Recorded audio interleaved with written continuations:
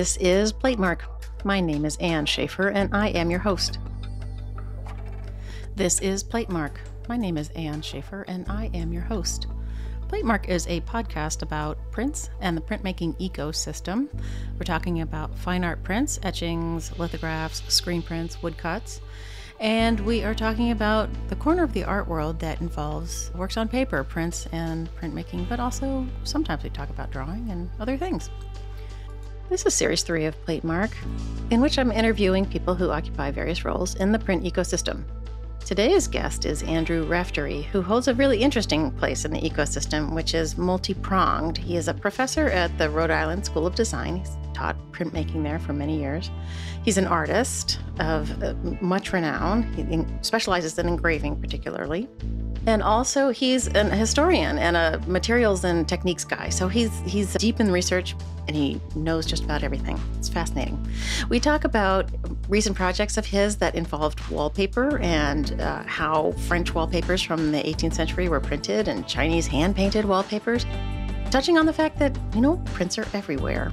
And we talked about his earlier projects that had to do with domesticity, real estate open houses in one set, and shopping for a suit in another set. And, we just kind of hit on all of it. Let's see, housekeeping. I identify as a cis het white woman, and I use the pronouns she, her. I record Platemark in Baltimore, Maryland, the land of the Piscataway Conoy people.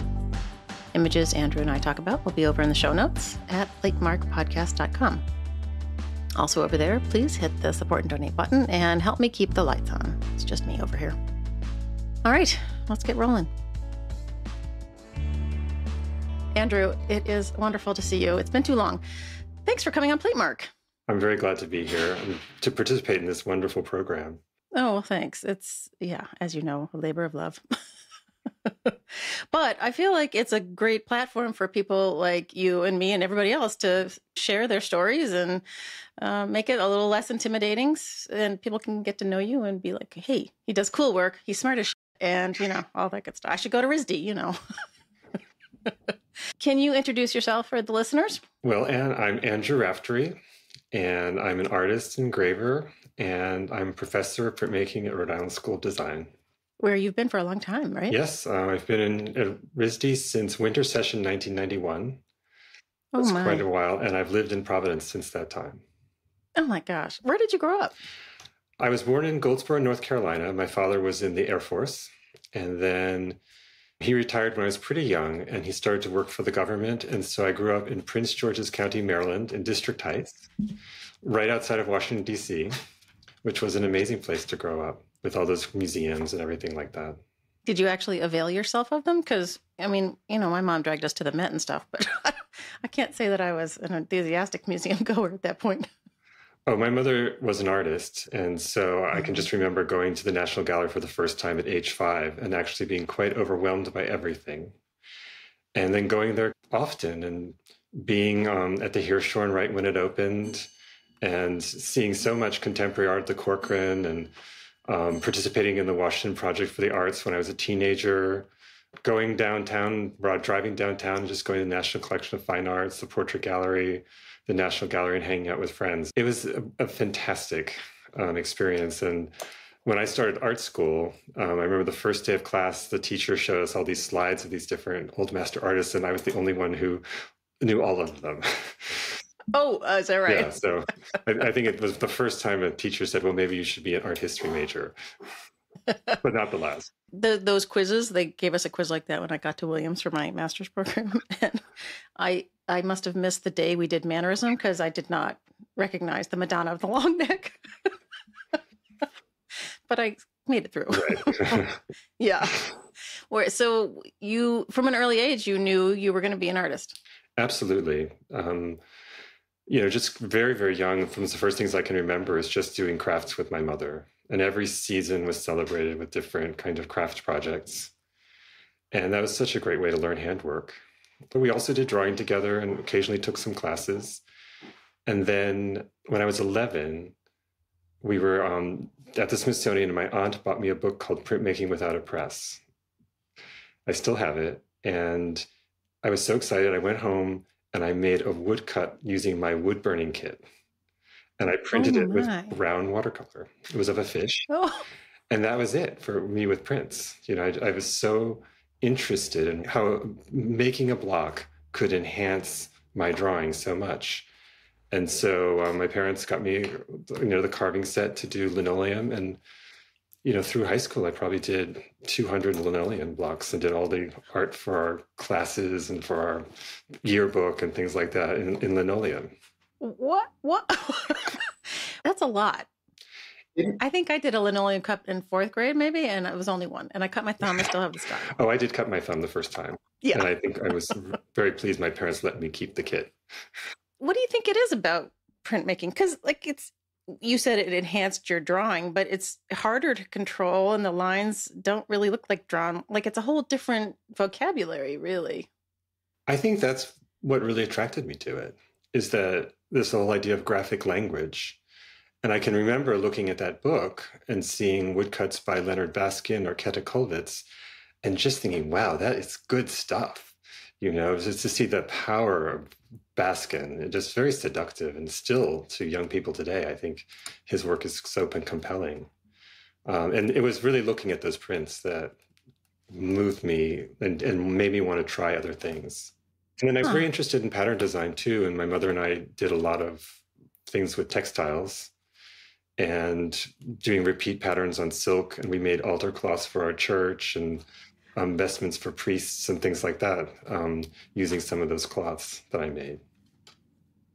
I think my mom made vestments for one of our churches, probably when we were in Brussels or something, because when we got back, she got sick shortly thereafter. And so that whole kind of craft part of my life fell away after she died. Mm-hmm.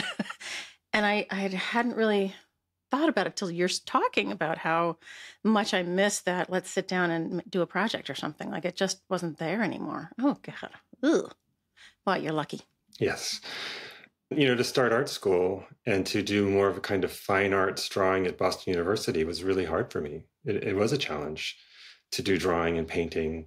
And I definitely wasn't the best in the class, even though I was very good at stretching canvases and doing those craft part of the things. And so it was such a great thing to junior year finally be allowed to take printmaking again with Sidney Hurwitz.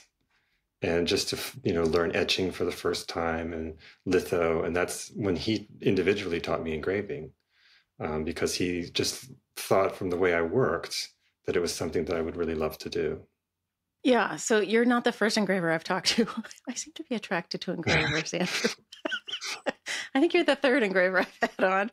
So I think we've talked about the technique enough, but I watched a video with you recently, and you talked about the sort of the beautiful clarity of line and trying to figure out how minimal you had to be in order to convey. And I just thought you were so eloquent about it in a way that that you don't find often.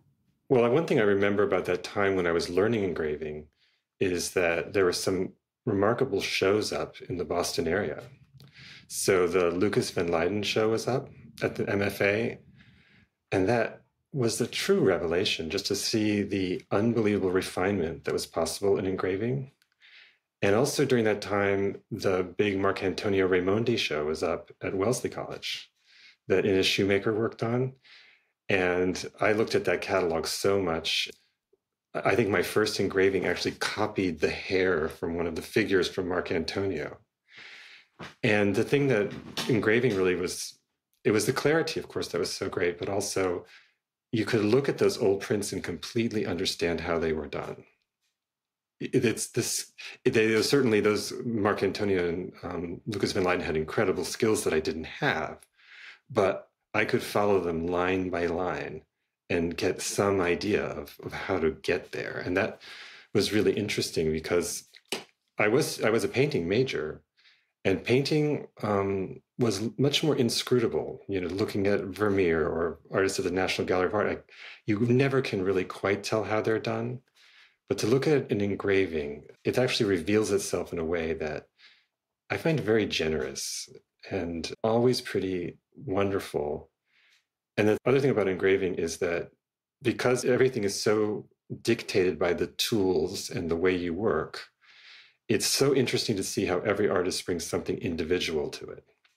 And there's a kind of touch that we recognize in each artist that has to do with the spacing, the depth, the length of the lines, the use of the dots. And I still see that when I teach it to my students as a class, that each one develops a hand in engraving that's quite recognizable, despite the fact that the technique imposes so many conditions on an artist. Yeah, I feel like when I was looking at, I think it might have been James Ellers maybe, and he does much shorter cross hatchings than you, and you have expansive lines across the top. And yeah, no, you're right. There is a signature there. Oh, that's interesting. They're so beautiful. I just love them.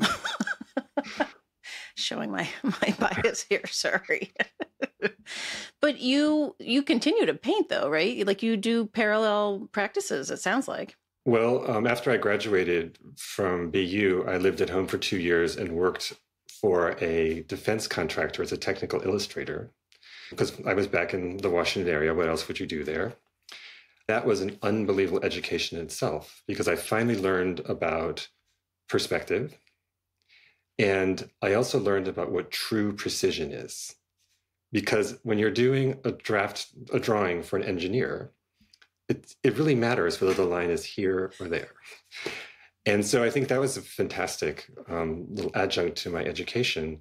But then back at home in my parents' house, I actually painted in my bedroom and worked on my portfolio for graduate school because 2 years at the defense contractor really sent me careening back to grad school and to art school.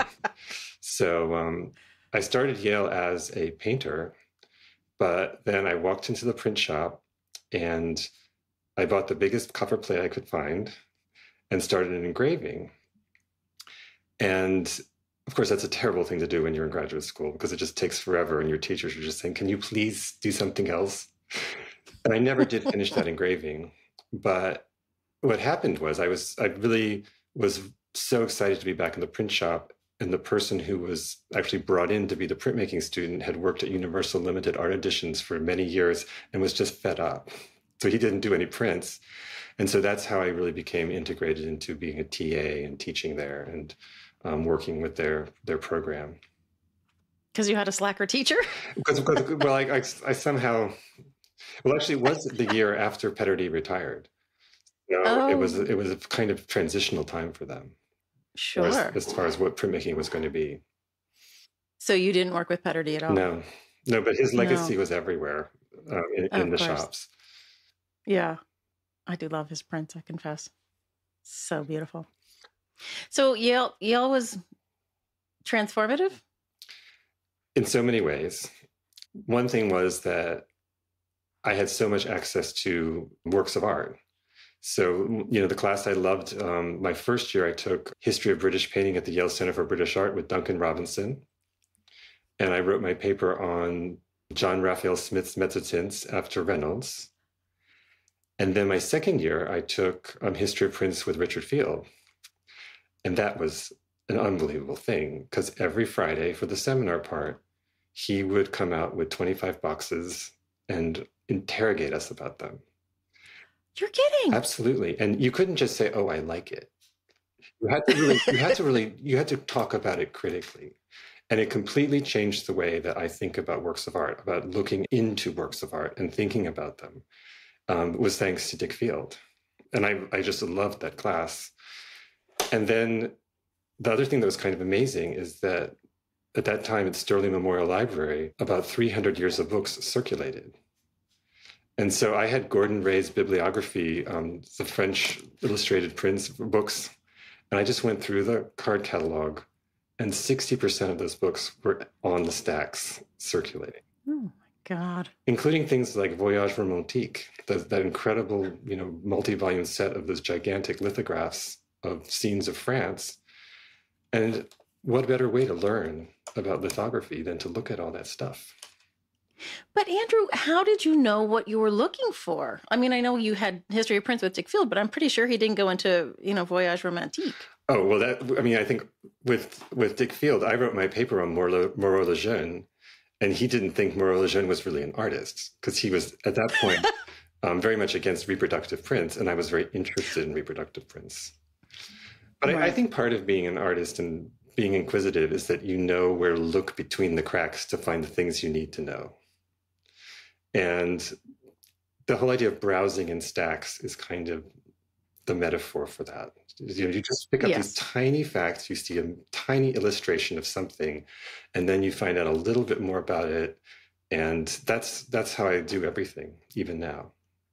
But I feel like, I mean, I would have to say that the printmakers that I've talked to so far, probably 80 or 90% of them have been really deeply interested in the art history part, and everything. But I feel like, you hold this unique position of artist, professor, and art history scholar and technical, like you're swimming in all of the lanes. That's what I'm saying.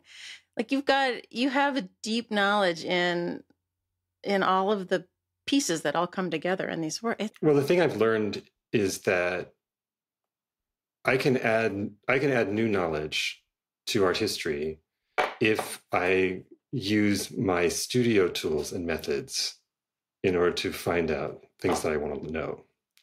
I'm not trying to imitate what art historians do because I have no access to those texts. I don't know all those languages. I'm just always amazed by what art historians can find out. But I know that I can contribute something on my own. And I was just reading Carol Wax's reissue of the Mezzotint book. And her historical section is so exciting when she starts to talk about those little dots and identifying all the types of roulettes that were used. It's very important work that she did. And I see her as someone who did the same thing. Very, very close looking. And then her insights are like nothing else you're going to find. Yeah, I think you're right. Carol, True and I interviewed Carol a couple weeks ago, and she was telling us about how she was at the British Museum's print room and looking at something, and the curator, I don't think it was Anthony Griffiths, but somebody sort of brushed her off for asking X, Y, and Z question about, the roulette or whatever little addition that was going on or something. And she was explaining to them what the tool must have been based on her visual analysis. And they were like, "You're wrong, get out," But yeah, you're right. Like her close looking on Mezzotint is amazing. And I haven't gotten the second book yet, but it's on my list. Well, it's one of the few really good things that happened in publishing recently, that such a great book could then be updated and republished in a very high quality thing. When does that ever happen? So. No, I know. She's thrilled. Yeah, she's thrilled with it too. Yeah. We need to get you to write a book.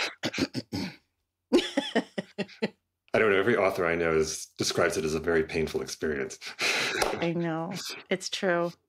Yeah, I was talking to Linda Holtz, who was also a guest on the pod, about the big textbook, the history of print in the Western world. And we were talking about, like, what would a revision look like? How would you manage that if she couldn't take it on herself and we decided to farm out sections to people, and you're trying to open up the canon, quote unquote, to, artists of color and women and whatever else? Like, how would you manage a project like that? And would it be worth it? Because no one's going to pay you to do it, right? I don't think you'd want it to be a survey. I think you'd want to have case studies. And different authors could write case studies about prints, particular prints, and then put them into context. And I think that could really be a way to, with a great bibliography, I think could be a way to do it that would not be so onerous, but also would use a lot of people's knowledge to bring it together. Right. Yeah, I definitely feel like farming, you'd have to group think the whole thing because it's just, oh my gosh, it's 1,000 pages. So when I was at the Baltimore Museum of Art, we acquired 2 sets of your work, the open house set of 5 engravings, and also the very last thing I bought before I left the museum was the set of plates from the autobiography of the garden. So I want to ask you about the whole transfer bit, but do you want to give a sort of a smidge on the open house and the early portfolios you did? So right around 2000, I truly decided I was fed up with painting. And I had done a couple of painted triptychs with doors that were very similar to the format of suit shopping. And all the drawings were ready for doing a new one, which was going to be suit shopping as a painting. In my fairly perverse way, I thought, I'm going to make an engraving of it before I start the painting. And it was the first time since school, that I had done something that was purely an engraving. And Actually, one experience that really was very compelling to me was meeting the artist Belkis Ayon. She came to RISD and she talked about being an artist in Cuba and how she decided she was not decided, she just worked in colorgraph. She didn't have the tons of choices that we have. And it really made me aware of this idea that sometimes you need to hone in on your choices. And so I decided, really, in some ways inspired by her, to just do engraving. And so I just took those drawings, transferred them to the plates, and did suit shopping. And the other thing that I decided at that point was that I would do the whole thing with the parallel lines that I learned from Claude Melon. So no cross-hatching, no dots, very, very kind of straightforward language of line. That was the first time I used sculptural models to work on the figures. It was something I knew that had been done in historical art, but I just decided to do that. And so I worked on the revised drawings and the plates for a couple of years. And when I finished that print in 2002, I just had come to a new place as an artist. That's something about the abstraction of seeing my narrative image, which was very complicated and full of so many things that have to do with contemporary life. To see that abstracted through the lines seemed very exciting and interesting to me. But I also looked at it and thought, well, it was a design for a painting. And the image itself accounts for the whole idea of color and the different values that are used throughout it. And so my next thought was, well, what would happen if I did something that was entirely responsible to the idea of being a print, a graphic image, and that took color off the table? Gotcha. And so that's when I decided to do open house. It was a subject that was very compelling to me because my mother, when she moved to Providence, looked at 100 houses. Well, at least, I think. It was just unbelievable here. And it's such a fascinating custom that you go to these people's homes and you look around and you try to figure out who they are by looking at their stuff. It related very much to the shopping pieces because, of course, it is about commerce, but it's also so personal because it's about people's actual lives and it's about people going through these houses and trying to imagine what it would be like for them to live there too. So it was a very engaging subject.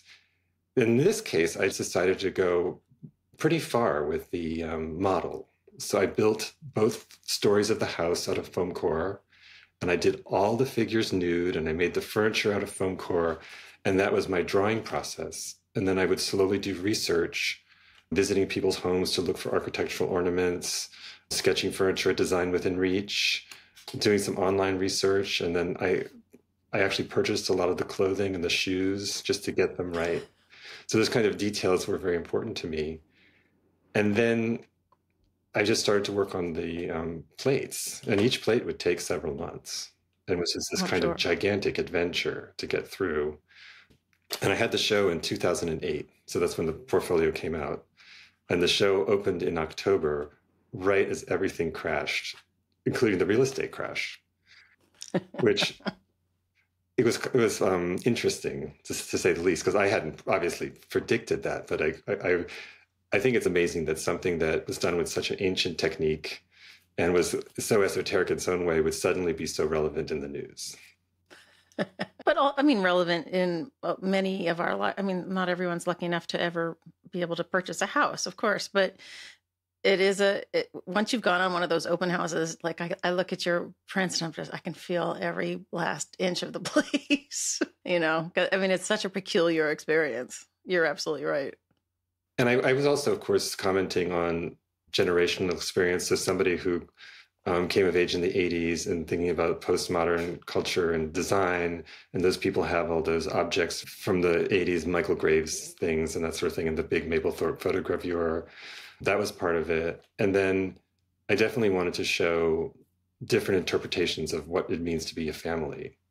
And so if you look closely, you can see that the house is owned by two gay middle-aged men, but you also see that there are various people with baby Bjorns and babies in baskets, and the babies don't necessarily belong to a man and a woman, but they could belong to the two women or the two men.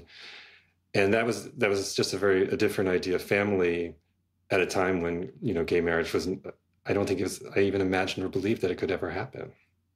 Right. So all of those layers are kind of what keep me engaged over the years.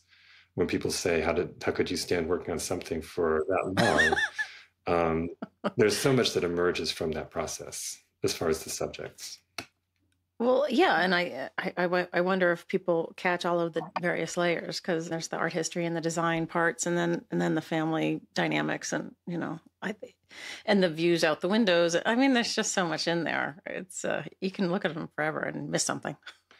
And then to move on to the plates was something that had been a very long-term aspiration, based on a collection that my partner Ned and I have worked on for years of British transfer printed ceramic plates, but also based on looking at Claire Leighton's New England Industries from 1953, that here she did the most ambitious kind of melding of printmaking and ceramics, just so fantastic. And I've collected them and really love them.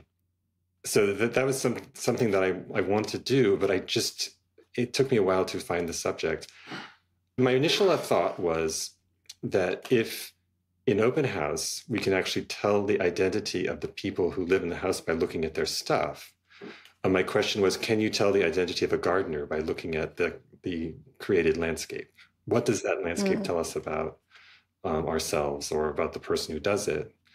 And so I did start to do research at various gardens and fancy places and all that stuff until I realized that the garden I'd been working on for over 10 years was the place I should draw. And so I started to do studies from the garden. And it was at my mother's house. And she was not initially enthusiastic about the idea at all. About the idea of you taking over her garden? No, I took over her garden. She liked the garden a lot, but she wasn't enthusiastic about me representing it as a subject or doing something in ceramics. She just thought, because she knew the work was going to be so hard, but also for her, the idea of the self-portraiture was a little excessive, or maybe a little too personal. She was wondering how that was going to work. And I think that's something that I resolved later when I came up with the title of Autobiography of a Garden, because it actually is more about the garden than about me in the long run. But that process took 8 years to work on that group of things. I started out by identifying the 12 scenes and then sketching them, taking photos of myself in those postures, then making sculptures, nude sculptures, to study those, working on flash 16-inch panels to put everything together, and then putting the figure in there, clothed, finally, and then tracing those panels onto clear acetate, shrinking that down and transferring it to my copper plates. And then that's when everything starts, the engraving, and figuring out a kind of style of engraving that was quite different from what I used before, that would actually be effective in conjunction with the objects of the plate. Yeah, well, so I watched a video of you talking about how you transferred an initial engraving onto one plate and said it didn't work at all. And so what are the differences between sitting on paper and sitting on a ceramic plate? I think it's really important to consider the function of any kind of print. And just as a kind of side example, I think when we think about prints that are used for illustration within the text, when there's multiple prints within the text that have to work together, it's often much more effective if the prints are a little bit more simplified than the artist's regular style. And the print that failed was something that, as a pictorial work, was very densely hatched and very elaborated, so that you almost didn't see the marks anymore, but you just saw sort of the image. And I realized I needed the marks to have a kind of vitality as decoration. And so really thinking about how the marks could be almost lifted off and used as ornamentations on their own, which I think is really very different from in pictorial engraving, where we want the marks to kind of smoothly function in the way that they're going to create form and space and light. So it was a very different feeling. And the prints themselves, when they're printed on paper, look a little emptier, because there are often blank spaces that are just filled in by the pottery and that sort of thing. So that was a big thing to learn. I'm fascinated by this idea of the transfer. Like how does that work? Well, the first thing I should say is that I had tremendous collaborators. Yeah. A fellow faculty member, Larry Bush, he devised the clay and the production method, and he was very patient about figuring out the transfers. And then I also am good friends with Paul Scott, who wrote the book Ceramics and Print and has done so much work with transfer. But the problem that happened is that the industry that did all the transfers in England has really largely gone away. And so many things just aren't available anymore in the same way. And I didn't want to do a process that was not going to be accessible. That we were going to get the very last transfer paper or the very last of this. I wanted to make sure that it was something that was more robust. And Larry was experimenting with digital decals at the time. And he had this selenium flux decal paper that they use for the digital decals. And it's a very unpromising material for printing because it's a layer of acrylic that has glaze embedded in it on a very thick paper backing. So it's basically plastic on a paper backing. But it turned out that if I moistened the paper backing, it actually took an incredible impression from the plate. It seemed to take out every molecule of ink from the lines. And if that was allowed to dry for 8 or 9 days, because ink doesn't dry well on plastic, it was just rock solid. And we were able to laminate it onto the decals water slide paper and put it over the glaze. And then at the third firing, do the decal firing, and the mason stains instead of ink, we would use the glaze instead of ink, would flux into the glaze and create truly a permanent print. Wait a minute. You said 3 glaze rounds? Well, the plates had to be fired 3 times. So once they were produced on a hydraulic press, they had to be trimmed and then bisque fired at a very high temperature. Then we had the glaze firing, and there was a specially formulated glaze for that was done by Larry, but also by a grad student named Jack Yu. And so everything was coated with the glaze and fired for the glaze firing. And then the final firing is the decal firing. So they were fired 3 times. And you can tell I know absolutely nothing about ceramics. Did all the printing and the decal application and the firing. We talked to Julia in the early days of the interview series. She was telling us after we stopped taping about trying to figure out how to print the glaze. That's a lot of work. And she said you handed it over and said, you'll figure it out. That's the great thing about working at RISD, is that these incredible people come through, generations of them, and I watch them work in shops, and I just know what their aptitudes are. And so I just knew Julia could do it. It's so picky, she really just does perfect work.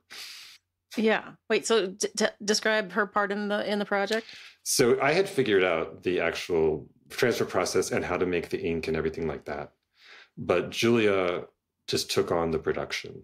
So she printed hundreds of impressions. She did the application. She loaded the kilns, unloaded the kilns, and she did the quality control, which was, the biggest thing that somebody learns doing ceramics is that the kiln is a very difficult thing, and it's punishing, to say the least. Even touchier than the press. Oh, there's no comparison. Oh, gosh. We were hoping for 100 sets of the 12 plates, and we got 43. Oh! So I thought you made 150 of every plate. We made 150 blanks. But that's the attrition that happens through all those firings. It's fascinating. I really learned a lot about those pottery people and ceramists, like why they are the way they are. Lots of people draw parallels between ceramics and printmaking, mainly because you put it in the kiln, like you put it through the press, and you don't know what's going to come out. That's true. Right. That's true, but the press is a little bit more forgiving. But she was printing the glaze onto the decal? Mm-hmm, the decal material. And then she was doing the whole shebang after that. Like, she didn't turn it over to the ceramic shop. She was in the ceramic shop. No, actually, at that point, my colleague, Katie Schimmert, who's head of ceramics, said, Andrew, you've got to get this stuff out of here. Because the other difference between ceramics and printmaking is you're working with objects. And if you've produced 1,200 objects, it takes up a lot of space. So we rented a studio in Pawtucket and got a kiln. and actually had a production studio to finish out. Oh my God. Would you ever do it again? I would definitely be interested in doing production of that type again, but I wouldn't want to do it all myself in that way. Yeah. Because I wouldn't want to be the complete manager of the entire process, or it also was colossally expensive. Yeah, I bet. So I would have to be under different circumstances. But like I can see, a housewares company coming to you and saying, let's do a special edition, something like that would be so cool. It would be. And Paul Scott just did a set for Fortnum and Masons that just turned out just so beautifully. Go. So I think there are possibilities like that. It's so in line with the next project, which has to do with wallpaper, that I thought, you have this whole niche that you're going into that's, it's not untouched by other artists that come out of your kind of situation, the fine art, milieu or whatever. But some of your wallpapers are incredible, and I think there's a market. Well, one of the things that the ceramics made me so aware of is that prints exist in many different ways in the world. And whether it's on a t-shirt or on a piece of pottery or on a wall, they're prints. And I also think in terms of audiences, though, audiences are more comfortable with something that they recognize that has at least a reference to function. So I think many people who look at prints come to them and they feel kind of intimidated just by, they feel like they need to have some preloaded knowledge. Like, is it a lithograph? Is it an original? What is it? It's very, I think, can be daunting. One of the great things about the plates is that I didn't ever get that kind of response, because it's a plate with an image on it. And then people who know more about things know that it's printed. And I've started to feel the same way about wallpaper, which has so many aspects that draw me in. It's, somebody who's usually worked quite small. I love the idea that you can take something that's a unit and make something really enveloping. And looking at the history of wallpaper, I think it's the kind of within our whole print history thing, I think we don't understand that in the 18th and 19th century, the most ambitious color prints that were ever done were wallpapers. The scenic wallpapers can have up to 3,000 blocks and 85 different colors in perfect registration and color matching. I don't even think Gemini could do that now. It's so extraordinary. And even those pattern papers of the 18th and 19th century have painterly qualities that were never quite approached in any other of our, what we consider color printing, like color aquatint or the color litho. There's so much left to discover about them. So maybe we should back up and describe this project. So we've gone from 12 plates that were printed with this series, describing them once in your garden, mother's garden, and you then turn to the wallpaper. And so it's sort of multiple projects. One, you did wallpaper in your own house, and then it turned into a group that was just shown in New York.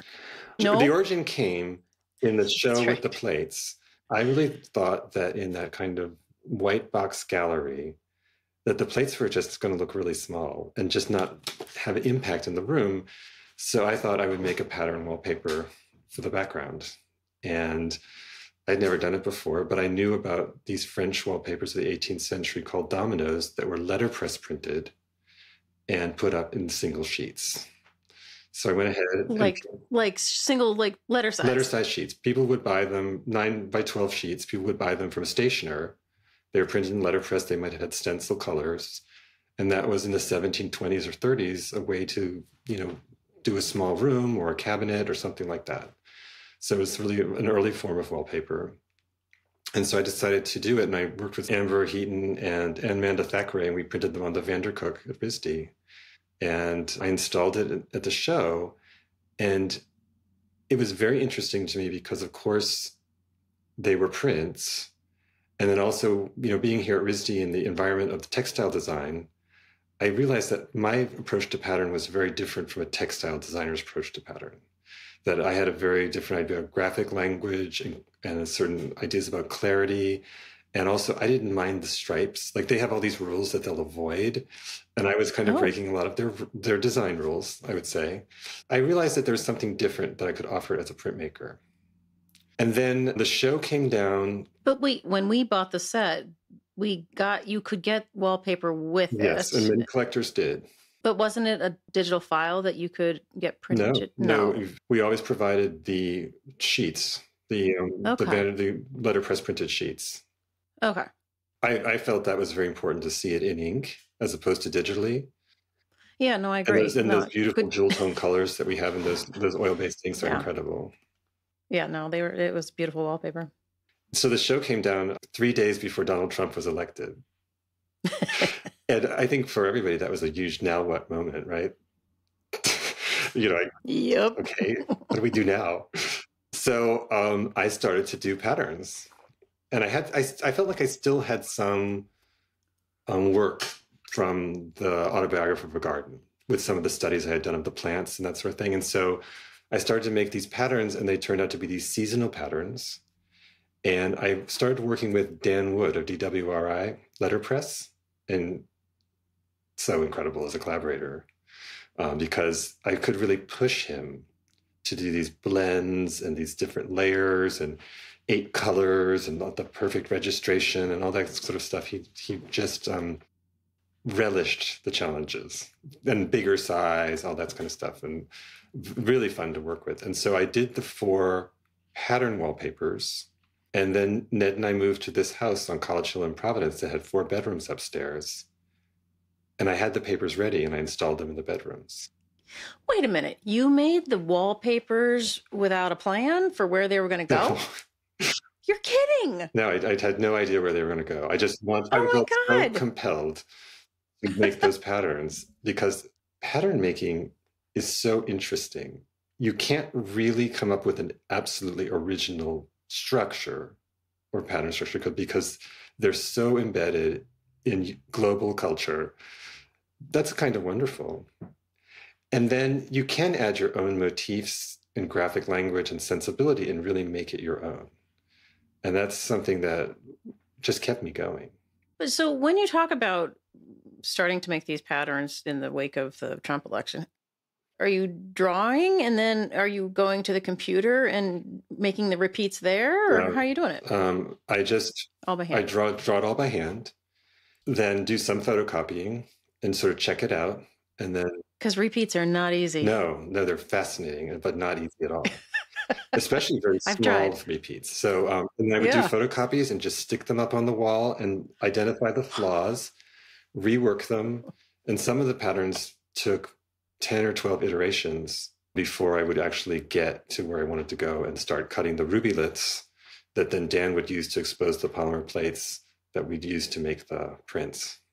So he's making polymer to use in the Vandercook. Okay. Once the patterns were installed in the house, Mary Ryan said, well, maybe this could be an online show because we were deep in COVID.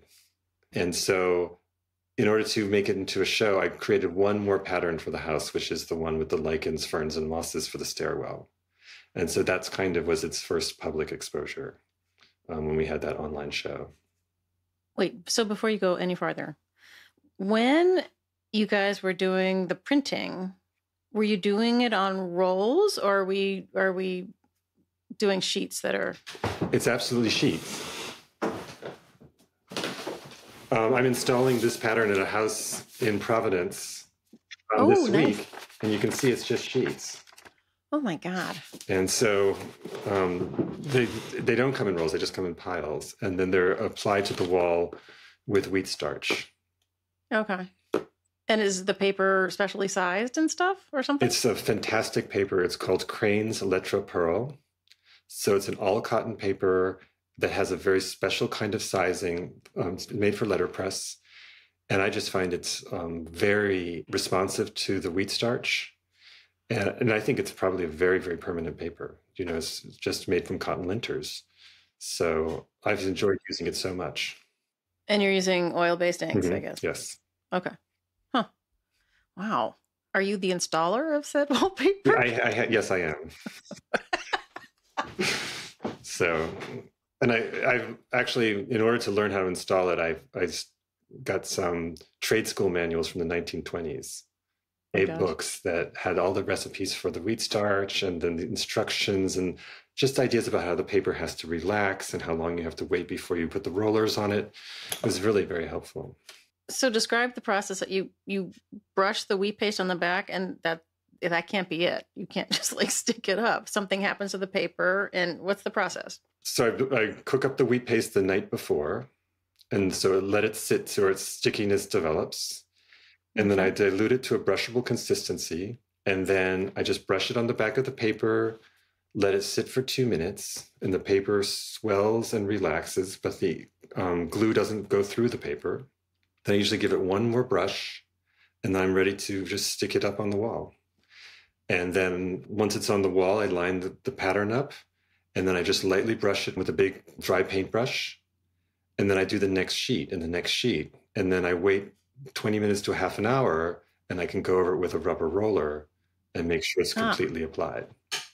Because if you do that too soon, the paste will squeeze out of the edges. Right. Because I know you're persnickety. You're a printmaker. I know you're persnickety. We definitely have to put up some pictures of the wallpapers in your upstairs bedrooms, because they're so... When I first saw the magenta one with the green, what is that plant called? Coleus. That's it. I'm not a gardener, sorry. I mean, the colors, you would just be like, that can't possibly live in a bedroom. And then all of a sudden it just like snaps into place and it comes together, and it's just the most, lovely environment to be in. Like, it's so surprising to see the colorways and think that they won't be too much, but then they just work. It was the first time I felt comfortable with color as an artist. So I hadn't done anything in color for almost 20 years. And I always felt pretty anxious about color when I was working on painting.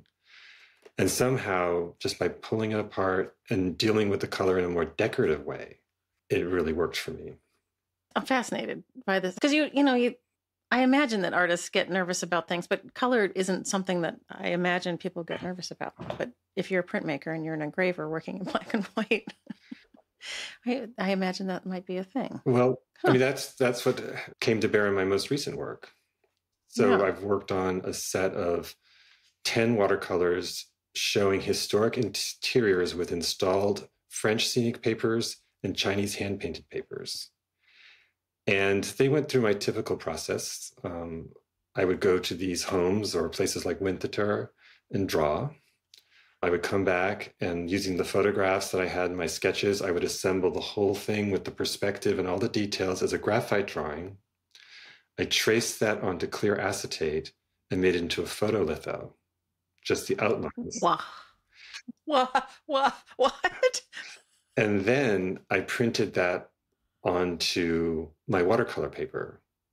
So I was able to do the wash drawings to study the tones, and then also have another sheet where I would do the color.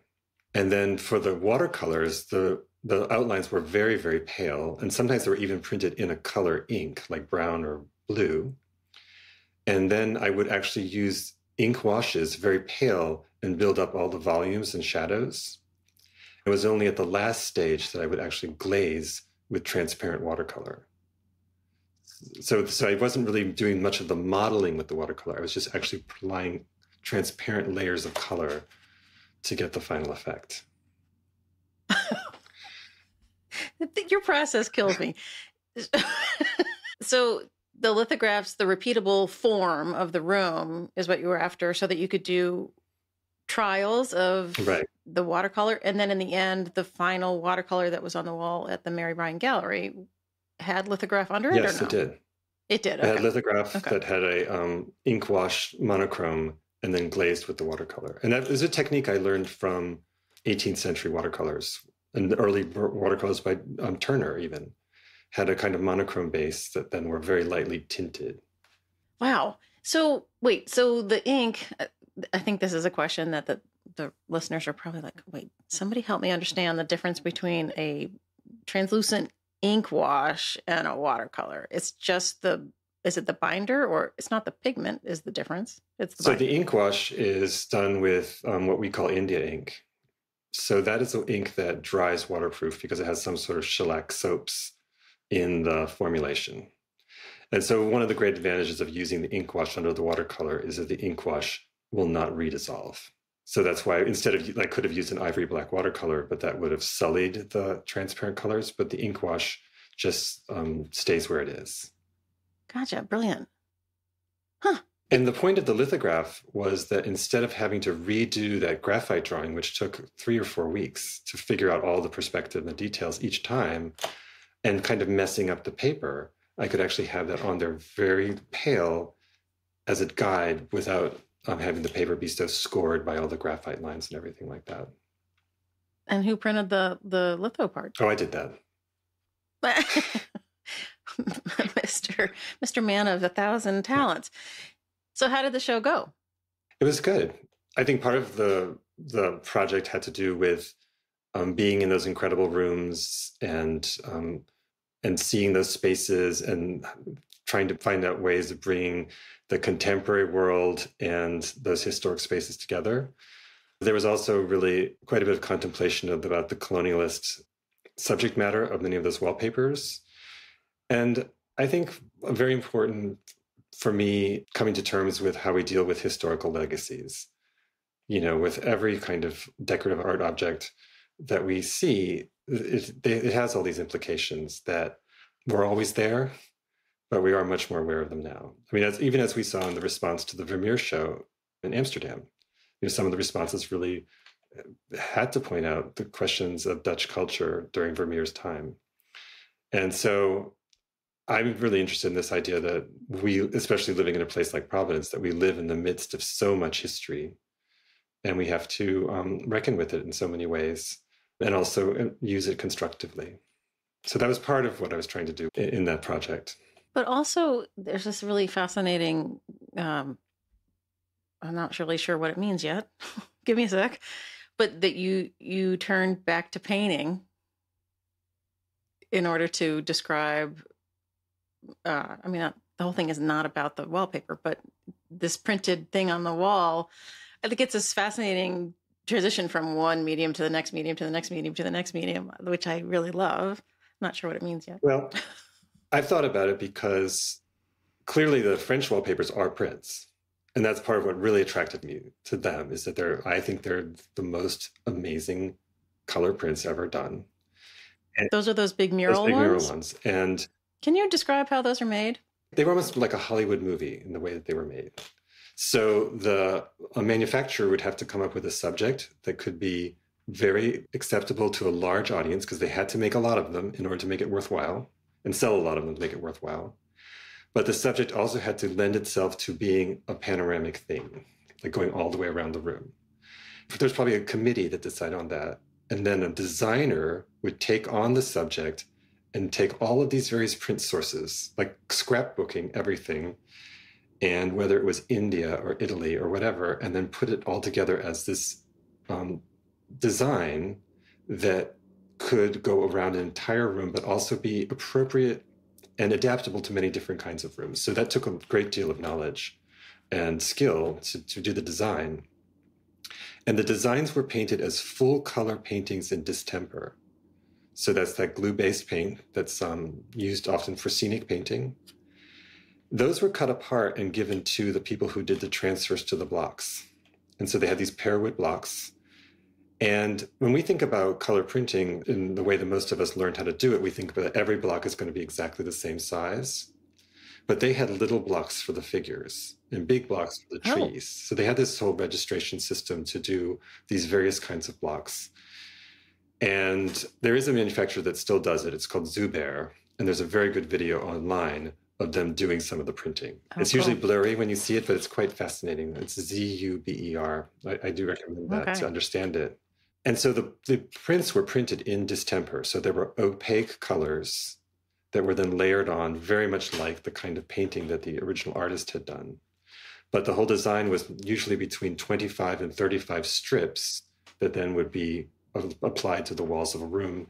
And the strips were often 8 to 10 feet tall, so they could be in very tall rooms or in very small rooms. When I was doing the research for my paintings, one of the things I really did try to seek out were various versions of the different wallpapers, because they're prints. And we all know that we learn so much from comparative looking, because then I was able to see what was a restoration, what was actually in the blocks, how blocks had changed in their printing over 30 years, and all those kinds of things that were really helpful in just understanding them. So you found multiple examples of the same wallpaper installed in different scale rooms and different buildings? Yes. Wow. How do you find these places? It's once again looking at those tiny details, So oh my God. One of the wallpapers is the Great Tiger Hunt of India. It's at the Handicraft Club here in Providence. But through the Mass Historical Society, I found a picture from about 1910 of a building in Salem that had the same wallpaper. But when I looked on Google online, that building didn't exist anymore. And then I somehow found out that wallpaper had been acquired by the St. Louis Art Museum in 1931 for the Salem room. So they took the entire paneling and the wallpaper out of the room. And so I went out to St. Louis to see it there. And the St. Louis impression was in a very small room, so it actually lost quite a bit of the height, but it was in really good condition. The Providence impression is very big, but it had been varnished. So by looking at the two, I was able to really get more ideas about the actual colors and that kind of thing. Wait, why would they varnish it?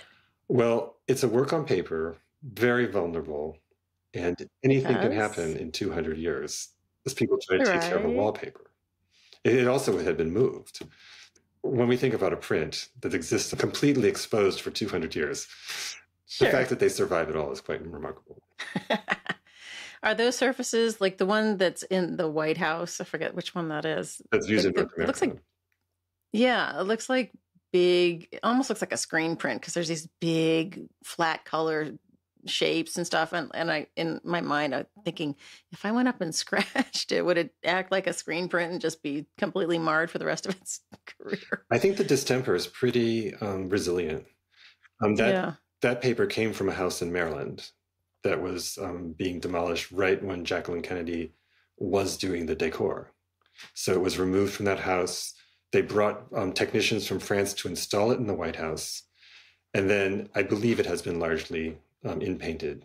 I haven't seen it for a long time. Huh. I've never seen it. I'm going to have to go in there. One of my friends, Jim Abbott, wrote a book about the design aspect of Jackie Kennedy's time in the White House. I'll have to ask him about it. Yeah. So what's next? Right now, I'm designing a wallpaper for the Redwood Library and Athenaeum in Newport. A commission? It's a commission. Cool. And it's a beautiful building from 1748. It was the first classical facade in the colonies. What? And it's in practically perfect condition. Oh my God. And the outside of the building, it's all made out of wood, but the outside of the building looks like bricks of dressed stone, but out of wood. And it's so charming. So the director, his name is Benedict Lecca, he's actually commissioned artists to do certain things for the building. So Fred Wilson put a gigantic black chandelier in that looks magnificent. Oh, nice. And Nari Ward, they have a grandfather clock by Nari Ward that goes with this unbelievably famous Claggett clock made in Newport. And I think it's definitely a way of dealing with the legacies of a place like that. Sure. And so there's a vestibule, and they want something contemporary for that vestibule. So I'm working on a design that incorporates the whole idea of the ashlar, so of those blocks. And then in front of the blocks, I have these beech leaves flowing down and casting a shadow. So I'm working on the design right now, but I'm going to print it in a different way this time with a company called Adelphi Wall Hangings. They're in Sharon Springs, New York, and they do woodblock printed wallpapers in the old style. Whoa. And so I visited them, and it was, first of all, so fun because they're total printmakers, and it was a total print shop. And we got I got the feeling from that. But we're going to print it in rolls this time at Adelphi. The RISD Museum is working on a wallpaper show for January 2025. A collection that we acquired in 1934 from a French couple, or a Frenchman married to an American, the Huarts, who put together this study collection of about 600 French pattern wallpapers from 1720 to 1820. Oh my gosh. And it's been a collection, we knew it was there, but it was relatively inaccessible. But our new curator, Emily Banis, has, gotten money to conserve it. And she's doing all the research on the couple, and it's incredibly fascinating stuff. But we're going to do the class, and we're going to learn the woodblock wallpaper with students to go with it. Oh, cool. Yeah. So it's there's plenty to happen for sure. The samples in this collection that are going on view, are they all just like one repeat squares, or how much paper is each example? You are just always made sure you had enough to show the whole repeat for study purposes. So they're very helpful in that way.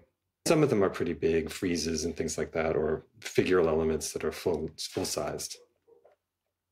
And we didn't circle back to the Chinese hand-painted wallpapers either. So I'm going to make you do that. Because the French ones, like, I would love to see you do a whole panorama one. That'd be fascinating. But tell us about the Chinese hand-painted ones. They are also quite fascinating because they were produced behind the walls of Canton for the export market. And so starting in the 1700s, China traders working especially in England would bring back these Chinese printed wallpapers and hand-painted wallpapers, and they became a huge craze for British customers and British country houses. There was something about them that I think the users found so compelling. The thing that's fascinating about them is when I show them to my Chinese students, they say, well, we would never have this in China. So they are very much adapted for the desires of the Western customers, but they are completely Chinese because the birds actually all are identifiable as either mythical or real Chinese birds. The plants are all identifiable. The philosopher's stones, all these elements are really, really fascinating. And so they do not repeat usually. They actually created a scene that goes around the room with birds, flowers, and rocks and butterflies. And they create these kind of magic rooms. But if it's not wait a minute. So when you say hand painted, what do you mean? I mean that probably the process was that there was the director of the project in the studio. He would do all the outlines. Okay. Then there would be a specialist who would do the flowers, a specialist who would do the birds, a specialist who would do the butterflies. And so you do recognize the different hands and the touches of the different elements, but they were completely done by hand. The one that I did in Carrington House with the peacocks, that actually is a repeating panel, but they're still hand painted. And it was done on translucent paper, so I can see the outlines that the studio director put on the translucent paper. He probably layered them one on top of the other. Whoa. And then they just put white pads of these kind of shiny white paint for the bamboo leaves and under the flowers. And somebody came in and did the birds, the flowers, and the butterflies. And that paper has never been moved and is in absolutely perfect condition. And it's thrilling just to see the touches of these artists from 200 years ago. Yeah, right. I'm still not exactly imagining, I'm sure correctly, how.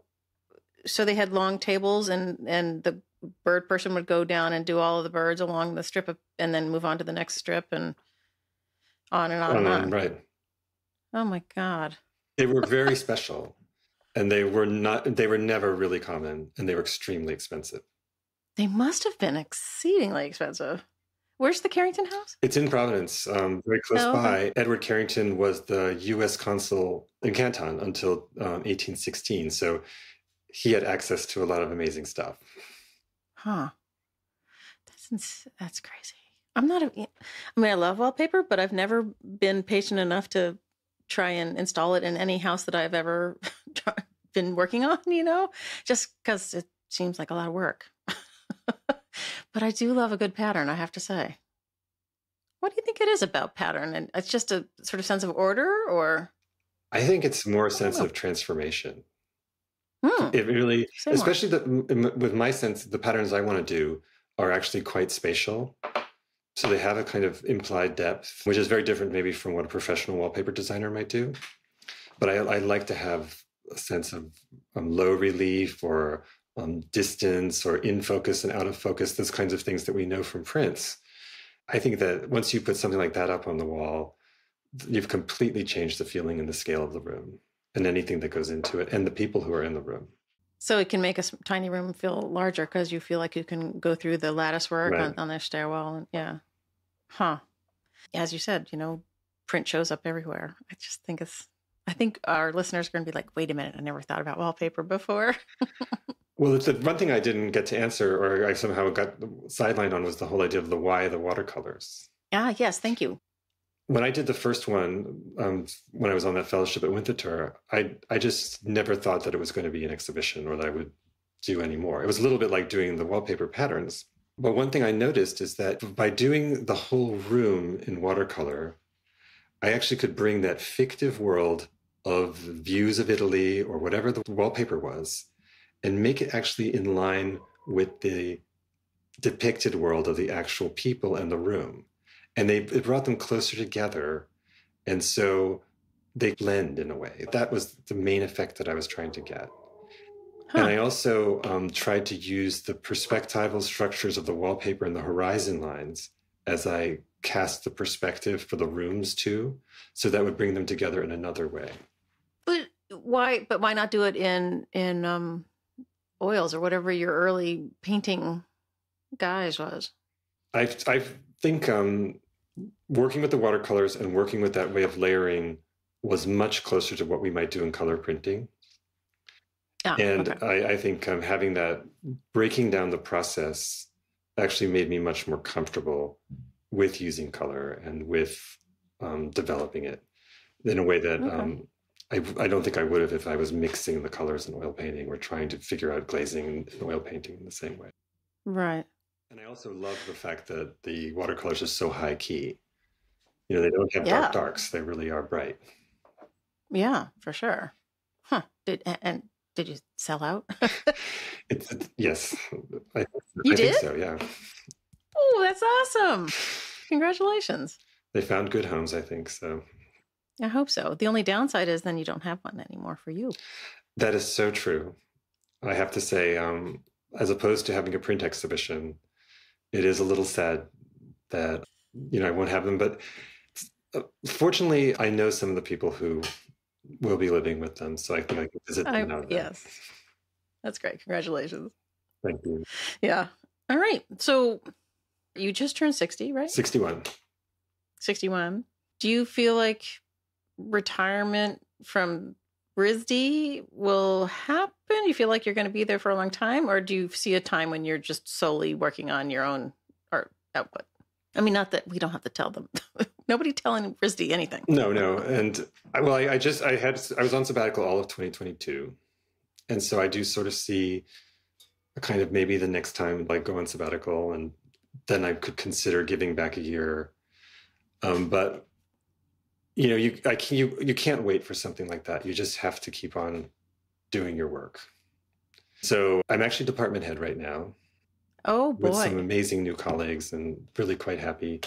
But I have so many projects I'm working on too. So I guess the most important thing that I'm thinking about is keeping that vitality alive and the new discoveries alive as I keep on going through this next decade, and finding new audiences and avenues to put prints out in the world, and new collaborators for some really fun projects. I haven't even mentioned our hatboxes. What? Okay. Okay, I'm in for a hatbox.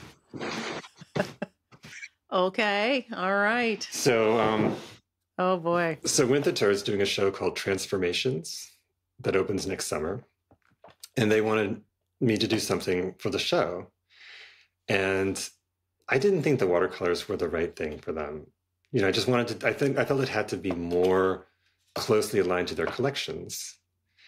And I've always been fascinated by 19th century bandboxes and hatboxes. I saw them first at the Shelburne Museum. They are usually covered with wallpaper on the outside, and then the inside is usually lined with contemporary newspapers. So you can look at the hatbox and then read about the Civil War on the inside, right? Mm-hmm. So, and there were special prints made sometimes for them. They have scenes of fire trucks and who knows what. They're really a great thing. And Winterthur has a big pile of them. So I decided, well, why don't we do hat boxes for the show and show them with the old hat boxes. And I put together a group, the Hatbox Bandbox Collective. So there are 6 of us. So it's me, Julia Samuels, Katie Commodore, Yoonmi Nam, Maxime Lefebvre, and Amber Heaton. And each of us are making 2 hat boxes for the show. Nice. Winterthur found this amazing person named Ben Bartkus, who works for the National Archives, and Ben made the boxes. These are incredible archival materials, and Ben has gone around to Williamsburg, Sturbridge Village, and studied bandboxes and hat boxes in detail. So amazing thing. Gosh. But I think the best part of the show is that we persuaded Judith Solotkin to loan her hats to the installation. Oh my God. She's touched all of our lives. She's the grandmother of us all. And, yes. And every single one of us had worked with her or been helped by her. And so I think it'll be really fun. Oh, that's amazing. So for listeners, Judith Solotkin has a print shop that she's had for a long time called Solo Impression. And whenever you see her at a fair, she's wearing a handmade hat, and it's a different hat every day. So it's always fun to go and say hello so you can see what the new hat is that day. Yeah, her artistic practice is millinery. Yeah, that's funny. She wore a very unnerving hat when she was in Baltimore at the last Baltimore Fine Art Print Fair, which had sort of hand fingers drooping along the side of her head, and it was a little like Everything Everywhere All at Once, that movie with the hot dog fingers. And I was like, oh, I don't know what to do with that hat. I hope she puts it in our show. How many hats is she sending? She must have zillions. I think we're asking for 3. Okay. And I think I think we should travel it. Yes, that's awesome. Who wouldn't want to have a hatbox show? I know. That's cool. So are each of the 6 artists directed to do decorative wallpaper outside and No, the whole idea is that as printmakers, we all have drawers full of prints that are too good to throw away, but we're never going to sell them. Oh. And so we're going to collage our prints on the outside. And then each of us is going to put journals that are relevant to ourselves on the inside. And then we're all making a monogram or insignia that will go inside the lid. Oh, that's cool. That's so fun. What a great idea. I've never been to Winterthur. Don't tell anybody. Oh, but then you're in for a treat. I know. I'm excited. Oh, that's great. Oh my gosh, you are a busy man. I don't even know how to keep up with you. I'm sort of fascinated by this idea of how your work always has a through line of domesticity somehow in it. And I think domesticity is a tough subject for folks. It's kind of like doing mothers and children. It's a tough one to do it well and to not make it. I mean, everybody has domesticity in their lives, so to make it thoughtful and I don't even know. It's a tough one. And well done, Andrew. I think I look a lot to novelists for finding that sort of sense of the tone that the author has that's very controlled and very focused without being sentimental. And that's what I'm really looking for. And then I live with the most incredible social observer who points out so many details about the world that end up in my work. I definitely have a great source for some of those telling details. Yeah, no, that's good to have an observer next to you. Well, Andrew, thank you so much for coming on Platemark. I've been wanting to talk to you the whole time that I've been doing these interviews, and now we have accomplished it. Thank you so much. Of course. Yeah, it's been really great. Thank you so much for listening to this episode of Platemark with Andrew Raftery. Special thanks to him for being a wonderful guest. He's a lovely gentleman, and I do love his work. Let's see, more thanks for original music to Michael Diamond. He's my uncle-in-law and a lovely man and a great musician. Also, a thank you to Dan Fury, my sound guy, who helps me grapple with technological problems because there's always one or two. Thank you to him. Also, a thank you to Skip Barnhart and Lee Turner for their studio sounds that make up the soundscape at the beginning of the pod. Images we talk about are over in the show notes at platemarkpodcast.com. And also, please hit the support and donate button. Consider how much you value the content that I'm creating here at Platemark, all alone in my little office. So help me out. All right. We'll see you next time.